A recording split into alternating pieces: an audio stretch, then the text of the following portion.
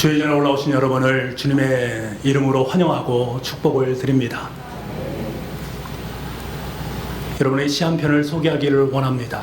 김남조 시인이 쓴 시인데요, 가고 오지 않는 사람이라는 시입니다. 이 시를 제가 여러분께 잠깐 읽어드리겠습니다. 가고 오지 않는 사람이 있다면 더 기다려 줍시다. 더 많이 사랑했다고 부끄러워할 것은 없습니다. 더 오래 사랑한 일은 더군다나 수치일 수 없습니다.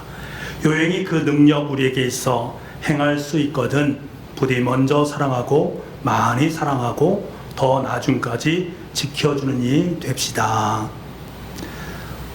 시인은 더 많이 사랑한 사람이 더 오랫동안 기다릴 수 있다라고 말합니다. 더 많이 사랑한 사람이 더 오랫동안 기다릴 수 있다. 왜? 사랑 때문에 그렇습니다. 내가 정말로 사랑하는 사람이 길을 떠나면서 나 갔다 올게 라고 합니다. 아무리 기다려도 그가 오지 않습니다. 마음속에 불안은 있습니다. 그럼에도 불구하고 끝까지 그를 기다릴 수 있습니다. 왜요? 사랑하기 때문입니다. 사랑하는 그 사람을 만날 수 있다는 그 설레임이 마음속에 있기 때문에 그렇습니다.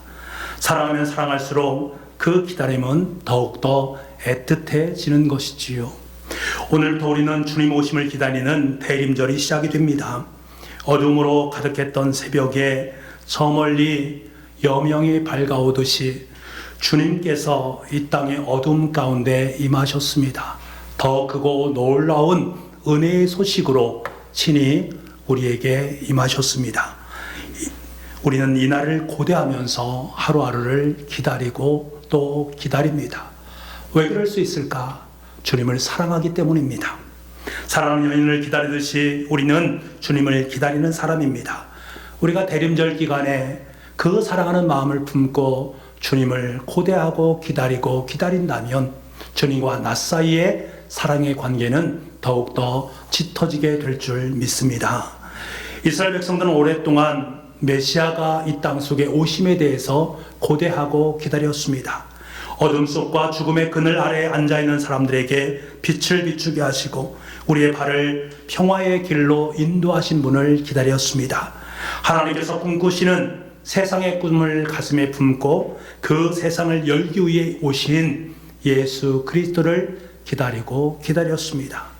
그 중에 오늘 본문에 말씀하시는 사가랴와 엘리사벳 부부도 있었습니다. 남편 사가랴는 성전에서 봉사를 하고 있는 제사장이었고 그 안에 엘리사벳도 대제사장의 가문의 외손녀로 아론의 후손이었습니다. 이렇게 둘 다 사가랴 부부는 하나님을 믿는 믿음의 가정이었습니다. 모태 신앙 때부터 믿음을 지켰던 제사장 가문이었습니다. 이들이 주님을 기다리는 그 상황에 대해서 성경은 우리에게 5절 말씀에 이렇게 시작을 합니다. 5절 말씀 처음에 보니까 유다 왕 헤롯 때에 사가랴와 엘리사벳이 주님을 기다리는 그 시간이 언제였는가? 헤롯 왕 때, 유다의 왕으로 헤롯이 있었을 때입니다. 이 헤롯은 어떤 사람입니까? 우리가 잘 알듯이 헤롯 대왕이라고 불리는 사람이었습니다. 에서의 피가 흐르는 유대계 이둠의 사람이었습니다. 그가 정통 유대인이 아니었음에도 불구하고 유대 땅에서 무려 70년 동안 통치를 했습니다. 그가 그렇게 할 수 있었던 이유가 무엇이겠습니까? 정치적으로 뛰어난 전략가였기 때문에 그런 것이지요. 하지만 그에게도 치명적인 결함이 있었습니다. 그것이 무엇인가? 병적인 의심증이었습니다. 행여 자신의 자리를 노리는 사람이 있다면 그 사람이 아내이든 자기의 자녀이든 모조리 가차없이 제거를 했습니다. 그가 죽음에 임박할수록 그의 잔인함은 더욱더 빛을 발하게 되는데요. 이러한 잔인함은 고스란히 어디에 영향을 미치는가? 그 당시에 유다 땅에 살고 있는 이스라엘 백성들에게 영향을 미치게 됩니다. 그의 통치 아래 있었던 백성들은 그의 폭정에 신음을 할 수밖에 없는 상황이었습니다. 그러니까 유대왕 헤롯 때라는 이 짧은 표현 속에는 이스라엘 백성들의 아픔과 슬픔, 희망 없는 절망의 상태가 고스란히 담겨져 있는 말이라고 할 수 있습니다. 그때에 하나님께서는 그 상황 가운데에 사가랴 부부를 선택하시고 그를 통해서 새로운 소망의 소식을 그들에게 안겨주기를 원했습니다. 원래 이 사가랴라는 뜻은 여호와를 기억함이란 뜻입니다. 여호와를 기억한다. 그런 그 이름에 합당하게 날마다 여호와 하나님을 기억하면서 하나님 안에서 살아가기를 소망했습니다. 사가랴 아내 엘리사벳도 원래 그 이름의 뜻은 하나님은 나의 맹세란 뜻입니다. 하나님을 맹세 삼아서 날마다 하나님의 말씀에 순종하는 여인이었음을 우리는 알게 됩니다. 그러니까 이 부부는 하나님 앞에서 경외하는, 하나님을 경외하는 가정이었음을 우리는 알게 되는 것이지요. 그런데 문제는 이 가정 속에 자녀가 없다라는 것이 문제입니다. 그 당시에 자녀가 없다라는 것은 하나님께 복을 받지 못했다라는 것을 의미합니다. 죄로 말미암아 가정 속에 자녀가 없다라는 것입니다. 다시 말하면 하나님의 역사의 축복이 끊겨진 가정이다라는 것입니다. 소망이 없는 인생이요 하나님의 역사가 멈춘 인생이다라고 할 수 있는 것입니다. 하지만 하나님께서는 사가랴 부부를 통해서 하나님의 역사는 결코 멈춘 것이 아니다라는 것을 일깨워 줍니다. 사가랴 가정을 통해서 세례 요한이 태어나게 하시고 그를 통해서 예수 그리스도께서 이 땅 속에 오시는 길을 놓을 수 있는 아름다움이 그의 가정 속에 있었습니다. 여러분, 그렇습니다. 소망이 없는 것처럼 보이는 인생, 비록 많은 것을 누릴 수는 없습니다만 고난의 때, 헤롯의 때를 지내는 우리들에게 아기 예수님은 반드시 오십니다. 아기 예수님이 오심으로 말미암아서 헤롯의 때는 지나가게 되어지고 주님의 때가 도래하게 되어집니다. 사가랴 부부는 지금 그것을 고대하고 기대하고 있습니다. 주님을 기다리며 살아가는 이들 부부의 삶에 대한 부분을 6절 말씀에 이렇게 증언을 하고 있습니다. 우리 6절 말씀을 함께 보겠습니다. 같이 읽겠습니다. 시작. 하나님 앞에 의인이니 계명과 규례대로 흠이 없이 행하더라. 사가랴 부부가 성경에 뭐라고 말합니까? 하나님 앞에 의인이었다라고 말합니다. 이 말은 히브리어법 표현법으로 보게 되면 그들 세계에서는 최고의 칭찬입니다. 칭찬 중에서 가장 최고의 칭찬이 바로 이 표현입니다. 사가랴와 엘리사벳은 의인이었고 흠이 없이 하나님 앞에서 바른 신앙생활을 하고 있었음을 우리에게 말씀해 주는 것입니다. 당시 유대인들에게는 율법에 613개의 계명이 있었고 그 계명에 따른 규칙들이 너무나도 많이 있었습니다. 사가랴 부부는 이 모든 것을 열심히 최선을 다해서 심혈을 기울여서 이것을 행했다. 그 모습을 하나님께서 보시고 그래 너희는 의인된 모습이다. 하나님 앞에 흠이 없는 인생이다. 칭찬받는 삶이었습니다. 그런데 여러분, 이들은 어느 일순간만 이러한 삶을 살았던가? 전혀 그렇지 않습니다. 순간적으로만 그렇게 사는 것이 아니라 여생을 통해서 그들은 그러한 삶을 살았습니다. 사실 우리는 어떠합니까? 우리는 성령의 은혜를 체험하게 되면 그때 하나님께서 허락하신 그 은혜를 깨달아서 열정을 품게 됩니다. 그 열정이 계속적으로 진행되면 어떻겠습니까? 그런데 그렇지 못한 것이 우리의 모습 아니겠습니까? 점점 풍성해서 바람이 빠지듯이 우리의 열정은 풍선처럼 사그라들게 됩니다. 그리고 때로는 자신의 힘듦에 대해서 원망도 하기도 하고 하나님에 대해서 원망도 하기도 합니다. 어느 때는 하나님 앞에 선 인생으로서의 삶을 살다가 어느 때는 전혀 하나님 없이 살아갈 것처럼 여겨지는 우리의 삶의 모습. 그러니 하나님 앞에서 항상 흠이 없이 살아간다는 것은 결코 쉽지 않은 일입니다. 그런데 여러분 보십시오. 이 사가랴 부부는 그렇지 않았습니다.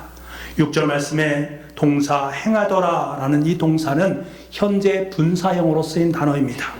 현재 분사형으로 쓰였다는 것은 이 사가랴 부부는 과거의 어느 한순간만 주님의 계명과 규례를 지켰다라는 것을 말씀하는 것이 아닙니다.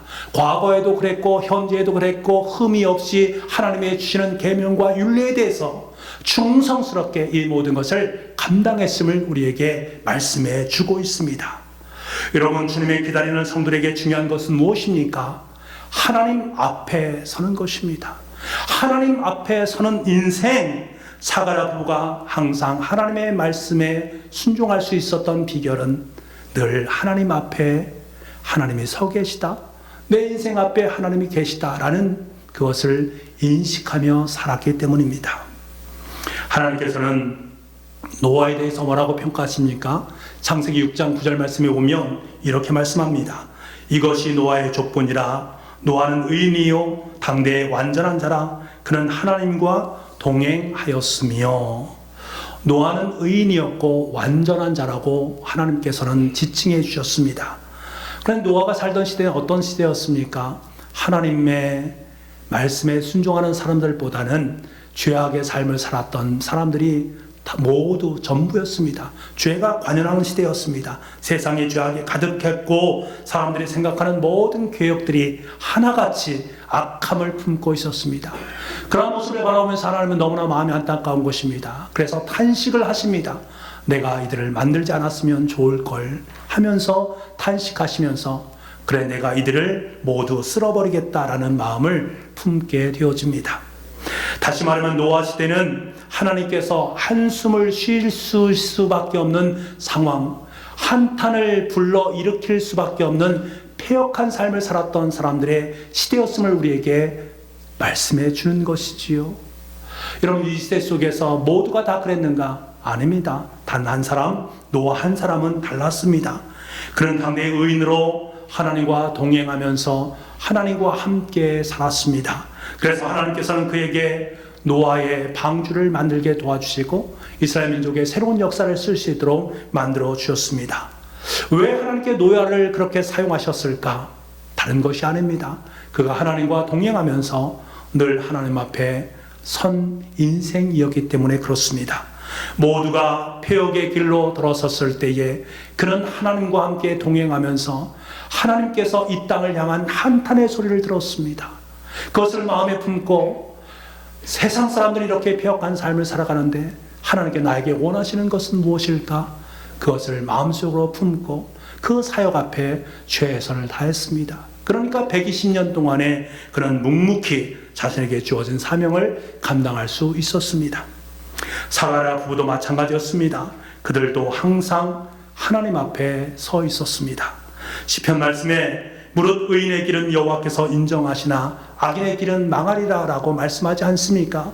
이 말씀에 합당하게 사가랴 부부는 하나님께서 허락하신 모든 일들 앞에 하나님을 앞세우고 하나님을 모시고 그 일을 담당했기에 그들의 길은 의인의 길이었고 하나님께서 그것을 인정해 주셨습니다.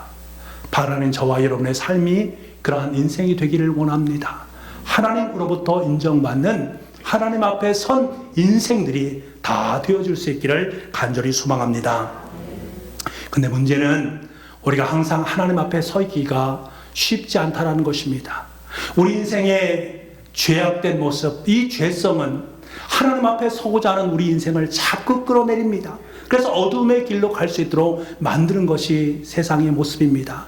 타락의 길, 죄악의 길, 사단의 길로 갈 수 있도록 우리를 계속적으로 몰고 간단 말입니다. 이현주 목사님께서 쓴 내가 알게 뭐야? 라는 제목의 풍자의 글이 있습니다. 이 글에 보면 어떤 운전기사가 트럭에 밀가루를 가득 싣고서는 빵 공장으로 가는 길이었습니다. 고속도로 휴게소에 들러서 휴게소에서 잠깐 쉬고 난 다음에 다시금 길을 떠납니다. 그런데 가다가 짐을 보니까 시멘트가 실려 있는 것입니다. 휴게소에서 차가 바뀐 것이지요. 그런데 운전기사는 다시 돌아가기도 귀찮고 또 돌아간다고 해서 그 밀가루를 찾을 수 있다는 보장이 없습니다. 그래서 생각합니다. 나만 그 빵 공장 빵을 안 먹으면 되지. 딴 사람들이야 어떻게 되든 내가 알게 뭐야? 라고 생각하고는 그냥 빵 공장으로 갔습니다. 빵 공장에 갔는데 그 빵 공장에 있는 기술자가 보니까 밀가루가 아니라 시멘트가 온 것입니다. 그래서 마음속으로 생각합니다. 이미 놓고 가버렸으니 이제 와서 어떻게 하겠는가? 조금만 섞으면 누가 알겠어? 내 식구만 먹지 않으면 되지. 남이 어떻게 되든 알게 뭐야? 라고 생각하면서 밀가루에다가 그 빵을 시멘트를 섞어서 빵을 만듭니다. 또 반대로 밀가루를 실은 트럭은 벽돌 공장으로 갔습니다. 운전기사와 벽돌을 만드는 기술자가 그것을 보면서 벽돌 만드는데 밀가루를 조금 섞는다고 무슨 문제가 되겠는가 라고 생각하고는 그냥 시멘트를 밀가루를 섞어서 그렇게 벽돌을 만들어 버렸습니다. 여러분, 그 빵을 먹는 사람들이 어떻겠습니까? 밀가루가 섞인 벽돌로 아파트를 지었다라고 생각해 보십시오. 얼마나 끔찍한 일이겠습니까?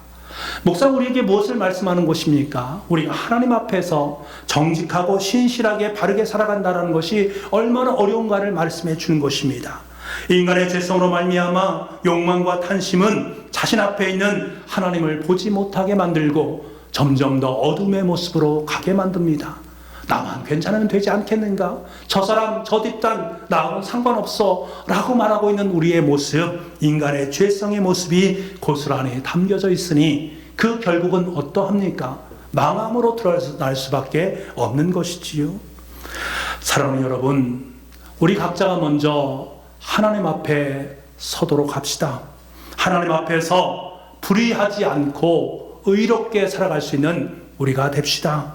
누구 앞에서나 거짓되지 않고 진실한 삶을 살아가도록 합시다. 하나님께서 탄식하시던 노아 시대에 의롭고 완전하게 살아갔던 노아처럼 우리도 하나님 앞에서 의롭고 완전한 삶을 살아갈 수 있는 우리가 됩시다. 헤롯 왕 때의 고난 속에서도 사가랴 부부가 하나님의 말씀에 순종하고 하나님의 모든 계명과 율례를 흠없이 지키기 위해서 몸부림쳤던 것처럼 저와 여러분도 하나님의 말씀에 몸부림치는 인생이 되도록 합시다. 이처럼 우리가 하나님 앞에 진실하고 진실하게 살아갈 때 우리를 향하신 모든 하나님의 사역들은 하나님으로부터 잘했다라는 칭찬을 받을 뿐만 아니라 헤롯 땅 속에서 살아가고 있는 이 땅에 있는 수없이 많은 주님을 믿지 못하는 사람에게 하나님의 참된 소망의 이야기를 들려주게 될 줄 믿습니다. 저와 여러분이 바로 그러한 아름다운 인생으로 이 땅의 소망의 이야기를 써내려갈 수 있는 참된 주인공이 되시기를 간절히 소망합니다. 여러분, 이렇게 신실하고 의인의 삶을 살아가는 사가랴에게 하나님께서는 귀한 선물을 안겨주십니다. 우리 8절 말씀을 보도록 하겠습니다. 8절입니다. 시작. 사가랴가 그 반열의 차례대로 하나님 앞에서 제사장의 직무를 행할세. 아멘. 오늘날 제사장인 사가랴에게 성전에서 제사장 직무를 행할 수 있는 기회가 주어졌습니다. 당시 제사장 수는 무려 2만 명 정도가 되었습니다. 제사장들은 24개의 반열로 나뉘어졌는데 그 나뉘어진 한 반열 속에는 약 800명의 제사장들이 있었다고 합니다. 이 24개의 반열은 1년에 일주일씩 2번에 걸쳐서 성전에서 봉사를 하게 됩니다. 그 800명의 봉사자 중에서 특별히 제비를 뽑아서 2명의 사람을 뽑는데 그들에게는 분양할 수 있는 사역을 감당하도록 만들었습니다.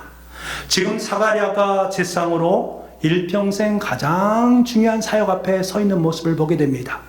그 당시에 많은 사람 중에서 분양할 수 있는 특권을 가진 사람은 그렇게 뽑히기가 쉽지 않았습니다. 제사장 중에서 평생 동안 단 한 번도 성소에서 분양하는 일을 해보지 못한 사람들이 부지기수였습니다. 그러니까 사가랴에게 이런 엄청난 은혜가 주어졌다라는 것을 우리는 알 수 있는 것들이지요. 우리가 다시 한번 8절 말씀을 다시 한번 보기를 원하는데요. 8절 말씀에 보니 마침 사가랴가 그 반열의 차례대로 하나님 앞에서 제사장의 직무를 행할세. 마침 하나님께서, 여러분 보십시오. 사가랴는 항상 하나님 앞에 서 있습니다. 하나님 앞에서 모든 것들을 행했던 사람입니다. 하나님께서는 그를 주시하셨고 그를 불러내셨고 마침내 그를 사용하셔서 하나님의 위대한 역사를 써내려가신다라는 사실입니다. 하나님의 말씀 앞에, 하나님 앞에 서 있는 인생은, 항상 그렇게 삶을 살아가는 인생은 하나님께 주목하신다라는 거예요. 주목하실 뿐만 아니라 그를 선별하셔서 하나님께서 마침내 그를 통해서 하나님의 놀라운 역사를 써내려가신다라는 사실입니다. 왜 사가랴를 그렇게 택하셨을까? 만나고 싶으니까. 그에게 하나님의 귀한 사명을 일깨워 주기를 원하시는 주님의 마음이 이 속에 담겨져 있습니다. 성전에 들어가서 분향한 일은 향을 피우는 일 아니겠습니까?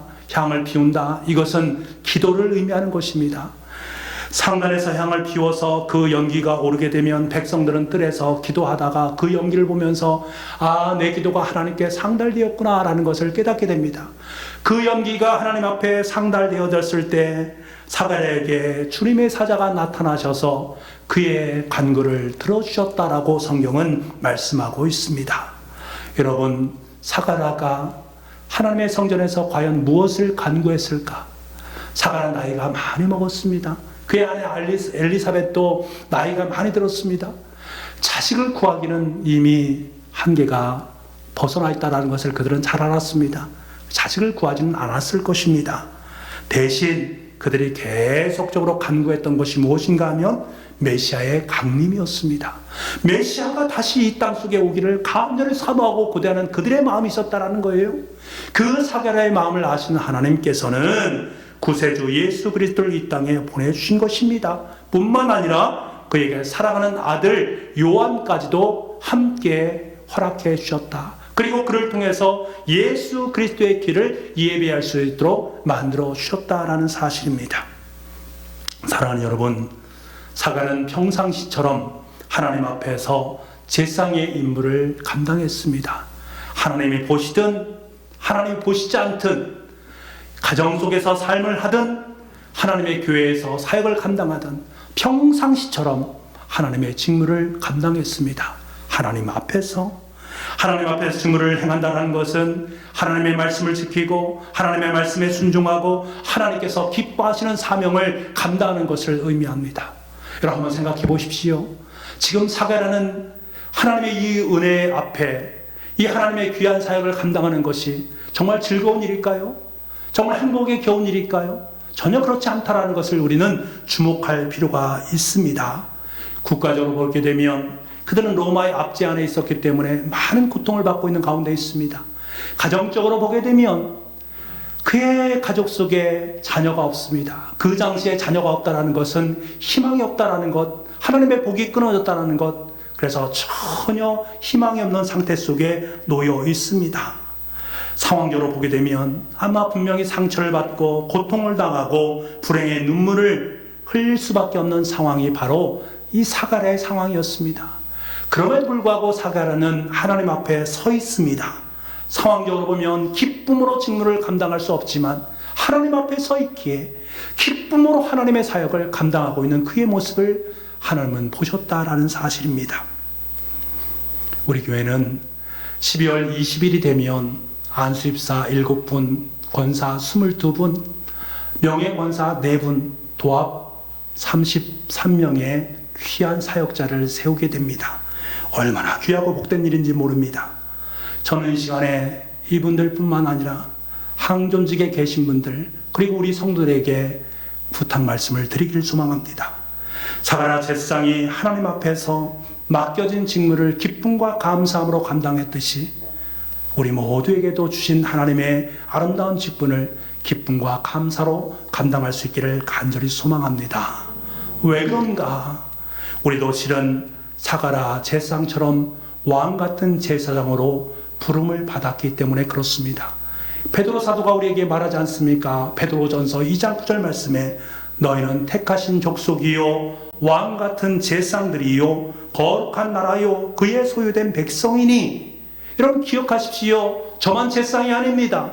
우리 장로님들, 안수입사님들, 권사님은 제사장이 아닙니다. 우리 모두가 하나님으로부터 부름받은 왕같은 제사장이다라는 이 사실을 꼭 기억하시길 바랍니다.